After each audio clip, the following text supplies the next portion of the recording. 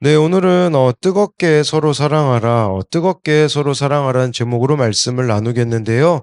이렇게 제목을 잡은 것은요, 22절에 보면 형제를 사랑하기에 마음으로 뜨겁게 사랑하라라고 말씀해 주고 있습니다. 여러분, 그런데요, 이것은 내가 할 수 있는 게 아닙니다. 왜냐하면 우리는 사랑을 할 수도 만들어낼 수도 없는 사람이기 때문입니다. 중요한 것은요, 이제 그 앞에 22절에 보면요, 너희가 진리를 순종함으로 라고 말씀해 주고 있습니다. 여러분, 이 순서가 중요합니다. 이것은 바로 진리를, 즉 말씀을 순종할 때 사랑이 생긴다라는 것입니다. 우리는 사랑이 생겨야 순종한다고 생각하는데 그게 아닙니다. 사랑이 안 생겨도 말씀을 따라 순종하면 사랑하게 되어지는 이 순서로 가야 된다라는 것입니다. 그러니까 베드로가요, 진리를 깨달았으니 사랑해라가 아니라 순종했더니 사랑할 수 있게 되었다라고 우리들에게 말씀해 주고 있는 것이죠. 그래서 오늘 말씀을 통해 뜨겁게 서로 사랑하는 은혜가 있길 소망합니다. 첫 번째로요, 뜨겁게 서로 사랑하려면 내가 예수님의 피값으로 산 존재임을 기억해야 합니다. 17절인데요. 외모로 보시지 않고 각 사람의 행위대로 심판하시는 이를 너희가 아버지라 부른즉 너희가 나그네로 있을 때 이를 두려움으로 지내라. 예, 하나님은요, 외모를 보시지 않고 각 사람의 행위대로 심판하신다라고 말씀하고 있습니다. 사람은요, 외모나 조건을 볼지 모르나 하나님은 중심을 보신다라는 것입니다. 우리는 외적인 모습으로 사람들을 속일 수 있지 모르나 하나님은 속일 수 없다라는 것입니다. 하나님은 사랑의 행위뿐 아니라 그 동기와 내면까지 보신다라는 것이죠. 그렇다면요, 저와 여러분들이 삶 가운데 어떤 열매들을 맺고 있는지를 돌아보아야 된다라는 것입니다. 여기서 중요한 좀 균형이 나오는데 그것은 뭐냐면 하나님께서는요, 심판자임과 동시에 아버지라는 사실입니다. 예, 그래서요, 이 사실을 믿는 자들은 그럼 어떻게 살아갑니까? 바로 이 땅에서의 삶을 나그네로 인식하며 살아간다라고 말씀하고 있습니다. 그리고 두려움으로 지낸다라는 것은요, 이 두려움으로 지낸다는 것은 하나님을 의식하면서 살아가는 것을 말하는 것입니다. 두려움으로 지낸다고 하기 때문에 뭐 공포와 불안으로 두려워한다라고 생각하는데 그게 아니라 방종한 삶을 버리고 하나님을 기쁘시게 하는 삶을 선택한다라는 것이죠. 여러분, 그러면 우리가 하나님을 의식하며 하루하루를 살아가면 어떻게 되어질까요? 달라지게 되어 있습니다. 내가 말하는 게 달라질 수밖에 없고요. 선택하는 것이 달라질 수밖에 없고요. 관계를 맺는 것도 달라지고요. 욕망을 조절하며 사는 태도를 취하게 되어지는 것입니다. 그러면요, 왜 우리가 이 세상을 나그네로 살아가야겠습니까? 그 이유는요, 바로 18절, 19절에 나오는데 예수 그리스도를 통해 대속의 은혜를 받았기 때문입니다. 너희가 알거니와 너희 조상이 물려준 헛된 행실에서 대속함을 받은 것은 은이나 금같이 없어질 것으로 된 것이 아니요 오직 흠없고 점없고 어린 양 같은 그리스도의 보배로운 피로 된 것이니라. 우리가 이 17절처럼요, 두려움으로 거룩하게 살아야 되는 이유가 점없는 어린 양 같은 그리스도의 보배로운 피 때문이다라고 말씀해 주고 있습니다. 그러니까 예수님께서 생명을 바쳐 우리를 악에서 구원하셨기 때문에 우리가 예수님의 피값으로 산 존재이기 때문에 인생을 가볍게 살 수가 없다라는 것이, 아주 쉽게 말씀드리면요, 하나님이 가장 귀한 예수님을 우리를 위하여서 보내주셨기에 우리가 그만큼 존귀한 자라는 것을 기억하면서 살아간다면 우리는요, 예수님짜리 인생이라는 것을 기억해야 된다라는 것을 보여주고 있는 것입니다. 그러면요, 여러분, 우리가 핑계 댈 수가 없는데 우리가 제일 잘 되는 핑계가 18절에 나오거든요. 그게 뭐냐면 바로 조상이 물려준 헛된 행실, 우린 이걸 제일 쉽게 핑계를 댑니다. 여기서 말하는 조상이 물려준 헛된 행실은 뭐냐면 이것은 대대로 물려받은 삶의 방식으로 헛되고 의미 없고 하나님과 상관없는 삶의 모습이라고 할 수 있는데, 즉 부모로부터, 문화로부터, 환경으로부터 자연스럽게 배운 죄의 생활 방식이라고 할 수 있습니다. 여러분, 이것을 따라가게 되면요, 우리가 인생을 사는 목적도 모르게 되고요, 나 자신이 얼마나 소중한지를 잊게 만드는 겁니다. 그러니까 우리도요, 이 조상이 물려준 헛된 행실, 이렇게 스스로 좀 단정 짓고 있는 게 있지 않는가 봐야 합니다.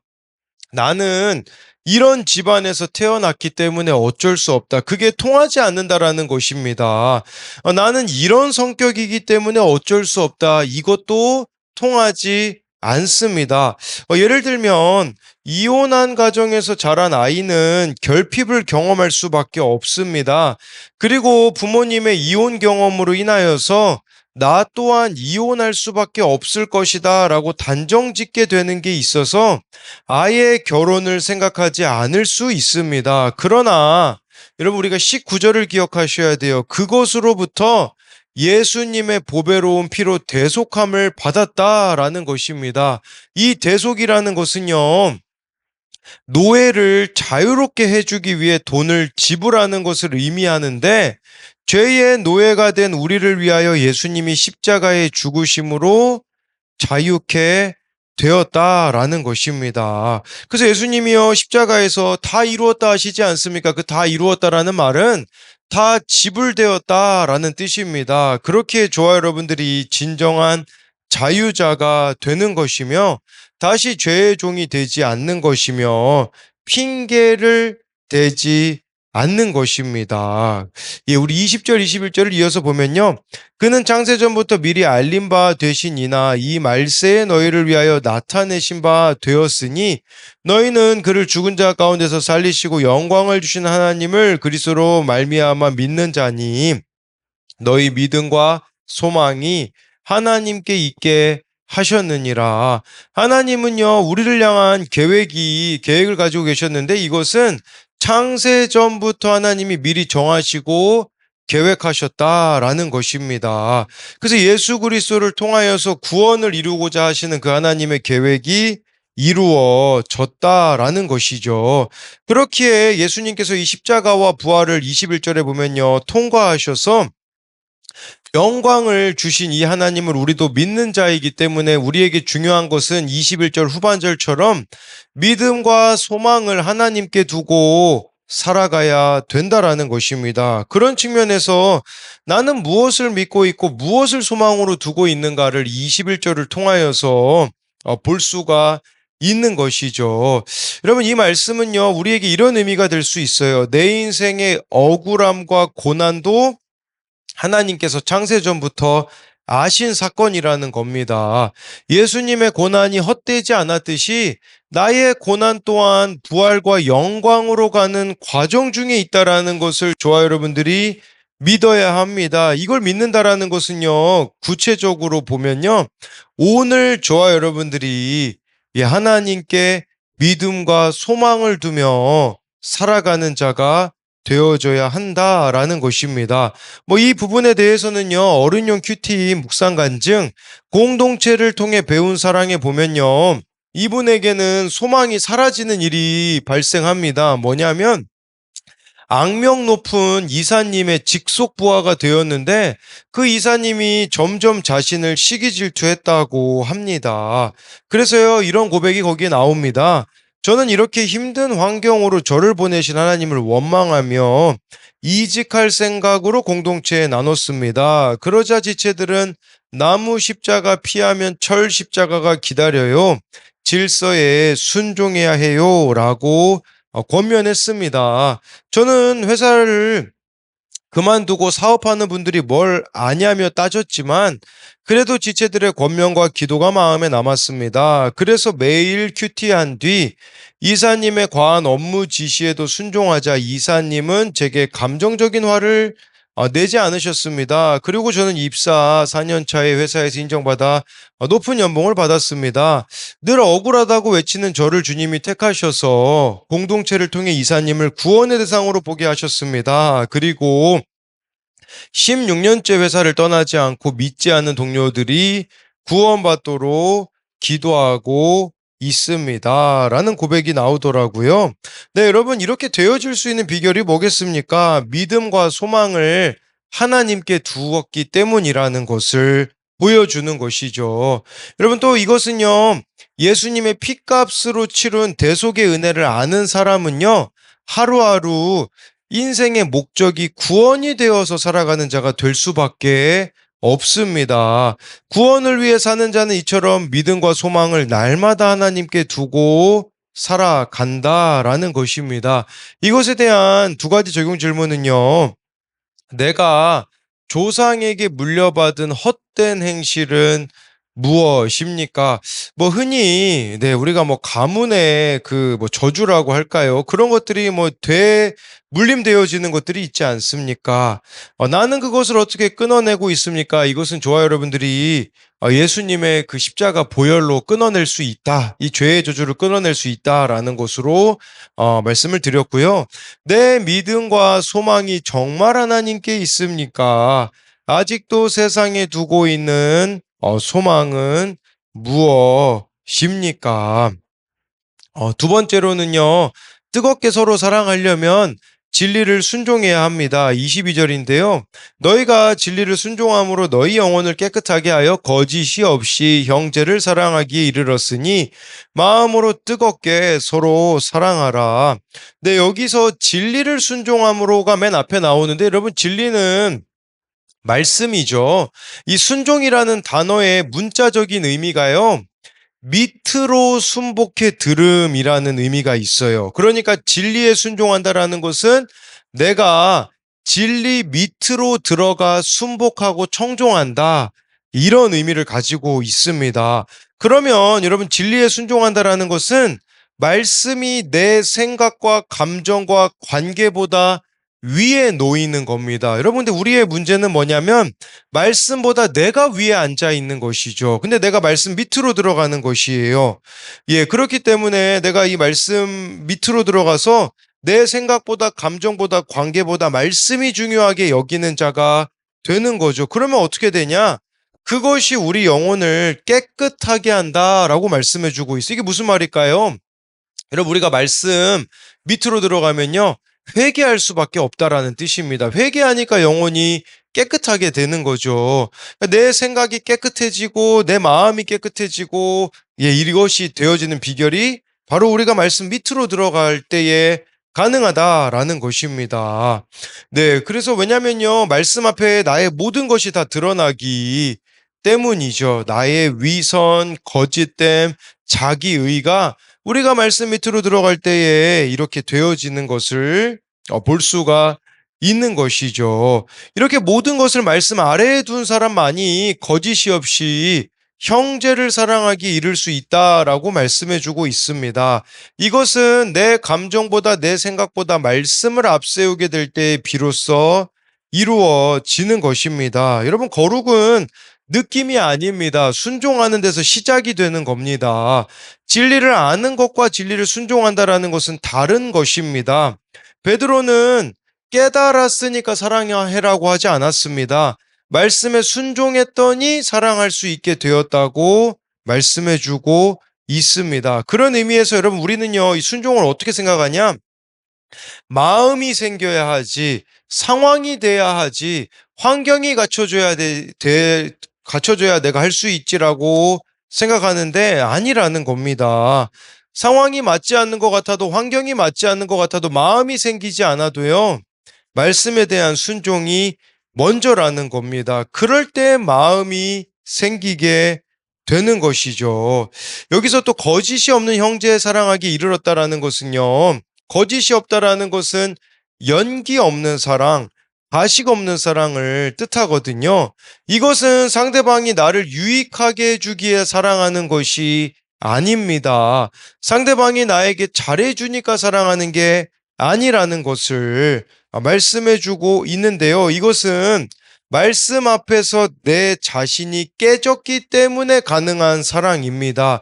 그렇다면요, 여러분, 아주 쉽게 말씀드리자면 말씀으로 내 자아가 깨지는 만큼, 내 생각이 깨지는 만큼 우리는 다른 이들을 사랑할 수 있다라는 것이죠. 그렇다면 지금 내가 사랑하지 못하고 있는 대상이 있다라는 것은 그만큼 내가 말씀으로 내 자아가 깨지지 않았다라는 증거입니다. 또한 여기서 형제 사랑을 지금 강조하고 있다라는 것은 진짜 신앙이 우리들에게 무엇인지를 보여주고 있습니다. 여러분 신앙생활을 요즘 그 코로나 이후에요. 독불장군식으로 하시는 분들이 있습니다. 주일 예배만 딱 드리고요. 뭐 집에서는요. 뭐 개인적으로 유튜브로 뭐 유명한 목사님들의 설교를 들으면 나는 신앙이 좋다고 생각할지 모르나 여러분 진짜 신앙의 좋음은 교회 지체들의 구체적인 사랑으로 이어질 수밖에 없다라는 것입니다. 공동체를 외면한 사랑은 반쪽 사랑이라는 것을 우리가 알아야 하는데 공동체 안에서 마음으로 뜨겁게 사랑하는 것이 신앙의 성숙을 이루는 것입니다. 여러분 그런데 사실 이 공동체를 사랑하다 보면요. 외면하고 싶은 마음이 들고 힘든 마음이 드는 순간들이 우리들에게도 얼마나 많이 있는 줄 모릅니다. 그러나 그것들을 이루어가는 것이 바로 신앙의 성숙을 이루는 자가 되는 것이죠. 그러니까 신앙의 성숙은 덜 상처받는 사람이 되는 게 목적이 아니라 더 사랑하는 사람이 되어져야 한다라는 것이죠. 여러분 그리고요. 공동체를 위해서 한번 기도해 보십시오. 그래야 사랑이 생깁니다. 우리가 다른 사람을 위해서 기도하지 않는데 어떻게 그들을 향한 사랑이 생겨질 수가 있겠습니까? 그래서 또 여기 보면 또 기도에 대한 부분도 필요하다라는 것이고요. 마지막으로 23절부터 25절을 보면요. 너희가 거듭난 것은 썩어질 씨로 된 것이 아니요 썩지 아니할 씨로 된 것이니 살아있고 항상 있는 하나님의 말씀으로 되었느니라. 그러므로 모든 육체는 풀과 같고 그 모든 영광은 풀의 꽃과 같으니 풀은 마르고 꽃은 떨어지되 오직 주의 말씀은 세세토록 있도다 하였으니 너희에게 전한 복음이 곧 이 말씀이니라. 여러분 우리의 거듭난 것은요 썩어질 씨가 아니라 썩지 아니할 씨로 되었다고 하는데 이 썩지 아니할 씨는요 하나님의 말씀을 뜻합니다. 그러면요 매일매일 거듭난 자로 살아가려면 우리들에게 필요한 것이 무엇입니까? 하나님의 말씀이라는 것입니다. 여러분 우리가 날마다 말씀으로 거듭나지지 않으면요 우리는 썩어질 것을 구할 수밖에 없다라는 것입니다. 24절에요. 모든 육체는 풀과 같고 그 모든 영광은 풀의 꽃과 같다라는 것은요. 이 세상에 영원한 것이 없다라는 뜻입니다. 오직 영원한 것은 하나님의 말씀뿐이라는 거예요. 여러분 인생에 다른 것들은 다 사라질 수밖에 없습니다. 사람들의 인정, 관계에 대한 부분, 세상의 영광이 다 풀의 꽃과 같다라는 것입니다. 하지만 말씀으로 난 인생, 말씀 위에 세운 사랑으로 나아가는 인생, 말씀에 순종한 인생은 사라지지 않는다라는 것을 저와 여러분들이 기억함으로써 오늘도 이 말씀을 통하여서요 새롭게 거듭나지는 저와 여러분들이 되었으면 좋겠습니다. 이것에 대한 적용 질문은요. 나는 가족과 지체를 어떻게 사랑하고 있습니까? 오늘 영원한 말씀에 순종하여 어떤 적용을 하시겠습니까? 네, 여러분 사랑할 수 없는 상황에서요. 순종함으로 나아갈 때 사랑할 수 있게 되어진다라는 거. 저도 어젯밤에 따로 큐티책에다가 누구누구 연락하기로 이렇게 적어 놓은 게 밤에 다시 보니까 이제 보여지더라고요. 그래서 순종하니까 사랑이 생겨지더라고요. 여러분 마찬가지로 오늘 주신 마음에 오늘 순종하는 또 우리가 되어야 된다라는 거고요. 지금 말씀을 아는데 멈춰 있고 순종을 미루고 있는 부분은 무엇입니까? 그래서 오늘 저와 여러분들이 또 순종해야 되는 것이 무엇이 있는가를 생각해 보자라는 겁니다. 그래서 말씀을 요약하면요. 뜨겁게 서로 사랑하려면 첫째로 내가 예수님의 피값으로 산 존재임을 기억해야 합니다. 여러분 우리가 핑계 댈 수 없습니다. 예수님짜리 인생이기 때문에 나는 뭐 부모가 이렇기 때문에 오늘 말씀에서 아까 말씀해 줬잖아요. 조상이 물려준 헛된 행실에서 대속함을 받았다라는 것은요. 이미 값을 예수님이 십자가에서 치르셨기 때문에 우리가 핑계대지 못한다라는 것으로 설명을 드렸고요. 뜨겁게 서로 사랑하려면 두 번째로 진리를 순종해야 합니다. 우리가요, 사랑을 만들어낼 수 없어요. 말씀에 순종할 때에 사랑이 생겨진다라는 그 측면을 기억하는 여러분들이 되었으면 좋겠습니다. 기도하겠습니다. 살아계신 하나님께서는 외모를 보시지 않는다고 합니다. 각 사람의 행위대로 심판하시기 때문에 하나님, 우리가 삶에 어떤 열매들을 맺고 있는가를 돌아보기 원합니다. 하나님은 우리 아버지 되시기 때문에 이 막연해 보이는 인생길 가운데에 영원하신 하나님을 나의 아버지로 고백하며 살아갈 때에 하나님, 우리가 오늘 어떻게 살아가야 될지를 하나님께 물으며 이 땅을 나그네로 살아가기 원합니다. 이 땅이 영원할 것처럼 살아갈 때에 우리가 놓치는 분이 바로 하나님이 될 수 있기 때문에 이 땅이 영원하지 않음을 기억하며 하나님이 나의 전부로 날마다 여기며 살아가게 하여 주옵소서. 하나님, 또한 우리의 조상이 물려준 헛된 행실이 있습니다. 이것은 죄의 종으로 우리를 살게 만드는 것입니다. 그러나 예수님께서 십자가에서 우리를 위하여 보배로운 피를 흘려주셨기 때문에 그 대속의 은혜로 우리는 조상의 헛된 행실을 따라 살지 않을 수 있습니다. 그렇기에 정말 그 조상의 헛된 행실로부터 우리가 돌이키며 주님이 우리들에게 원하시는 그 길로 나아갈 수 있게 하여 주시고, 하나님, 우리가 말씀에 순종할 때에야만 정말 우리의 지체들을 뜨겁게 사랑할 수 있습니다. 마음이 생겨야 할 수 있는 게 아니라고 하였습니다. 말씀에 순종할 때에 이것이 가능해지기 때문에 오늘 이 하나님 말씀에 내가 순종하려고 할 때에 누구를 사랑해야 되는지 가르쳐 주시고, 그 마음을 주실 때에 두려움으로 순종하며 나아갈 때에 하나님 온전한 사랑을 이룰 수 있도록 오늘도 함께하여 주실 것을 믿으며 살아계신 예수님 이름으로 기도드립니다. 아멘.